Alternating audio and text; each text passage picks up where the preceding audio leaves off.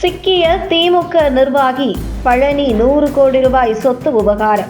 வெளியான ஷாக் தகவல். பழனி முருகன் கோவிலுக்கு சொந்தமான 100 கோடி ரூபாய் மதிப்புள்ள நில மோசடி வழக்கில் தற்போது பரபரப்பை ஏற்படுத்தும் புதிய திருப்பம் ஒன்று ஏற்பட்டுள்ளது. இந்த விவகாரத்தில் திமுக நிர்வாகி சிக்கி அடுத்தடுத்து பல திடுக்கிடும் தகவல் வெளியாகி வருகிறது. இந்த வழக்கின் பின்னணியில் பழனி அருள்மிகு தண்டாயுதபாணி சுவாமி திருக்கோவிலுக்கு சொந்தமான 1 ஏக்கர் 40 சென்ட் தர்மசாசன நிலம் நீதிமன்ற உத்தரவுகளை மீறியும் போலி ஆவணங்கள் மூலமும் வெறும் 2 கோடி ரூபாய்க்கு சட்டவிரோதமாக பதிவு செய்யப்பட்டதாக குற்றச்சாட்டு எழுந்தது. இந்த தகவல் வெளியானதுமே மாநிலம் முழுவதும் பெரும் அதிர்ச்சி ஏற்பட்டது. முதலில் தமிழக போலீசார் விசாரித்து வந்த இந்த வழக்கு பின்னர் சிபிசிஐடிக்கு மாற்றப்பட்டது.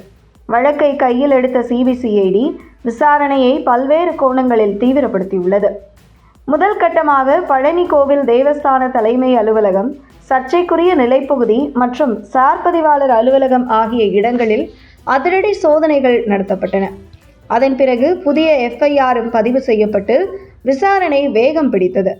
அடுத்த நாளே கோவில் அதிகாரிகள் மற்றும் முக்கிய அலுவலர்கள் திண்டுக்கல்லில் உள்ள சிபிசிஐடி அலுவலகத்திற்கு அழைக்கப்பட்டு பல மணி நேரம் விசாரணை நடத்தப்பட்டது.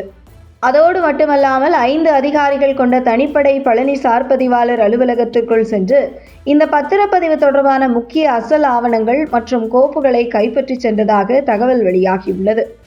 இதற்கிடையில் மீதமிருந்த அதிகாரிகள் சார்பதிவாளர் அலுவலக ஊழியர்களிடம் தீவிரமாக விசாரணை மேற்கொண்டனர்.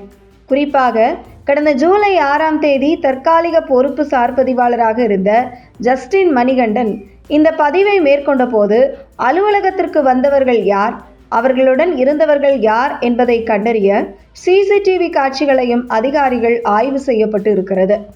இதன் தொடர்ச்சியாக ஜஸ்டின் மணிகண்டனின் வீட்டிலும் சிபிசிஐடி அதிகாரிகள் சோதனை நடத்தி வருகின்றனர். அதேபோல் நெல்லை உள்ளிட்ட பகுதிகளிலும் விசாரணை தீவிரப்படுத்தப்பட்டுள்ளது. நிலத்தை வாங்கியதாக கூறப்படும் சேதுபதியை தேடும் நடவடிக்கையும் தொடர்ந்து நடைபெற்று வருகிறது.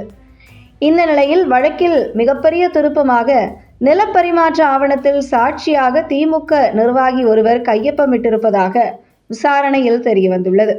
இதையடுத்து சேதுபதியின் வீடு மட்டுமல்லாமல் திமுக 27வது வார்டு செயலாளர் லக்ஷ்மணன் வீட்டிலும் சிபிசிஐடி அதிகாரிகள் சோதனை நடத்தி வருகின்றனர்.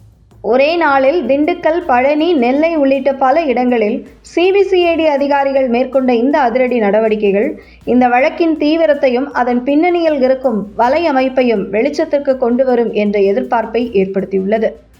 இதற்கிடையில் தமிழக வெற்றிக்கழக அரசு மீது தொடர்ந்து குற்றச்சாட்டுகளை முன்வைத்து வந்த திமுகவின் முக்கிய நிர்வாகி பெயரே தற்போது இந்த வழக்கில் இடம்பெற்றிருப்பதாக வெளியாகியுள்ள தகவல் அரசியல் அரங்கிலும் புதிய விவாதத்தை உருவாக்கியுள்ளது.